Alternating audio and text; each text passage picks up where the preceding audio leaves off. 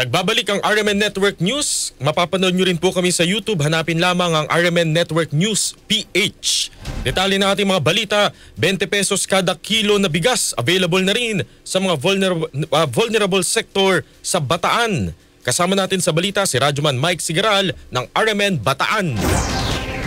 Nagkaroon ng mas madaling access sa murang bigas ang mga magsasaka at vulnerable sector sa Bataan sa ilalim ng Benting Bigas Meron Na program ng Administrasyong Marcos. Dahil nitong patatagin ang seguridad sa pagkain at makatulong sa mga mamayan sa gitna ng pagtaas ng presyo ng bilihin kung saan ibinibenta ang bigas sa 20 pesos kada kilo. Ayon sa NFA Pampanga, maaaring makinabang ang senior citizens, solo parents, PWDs, indigent households, rice farmers, fisher folk at mga tsuper mula October 27 hanggang Disyembre 2025 sa NFA Bataan Warehouse sa Balanga City, Bataan. May limitasyon ang kada sektor kabilang ang 30 kilos bawat buwan para sa mga vulnerable groups at 50 kilos naman para sa mga rice farmers at workers. Kasama sa Central Luzon, Radyoman Mike Sigaral, Tatak, RMN. RMN Network News.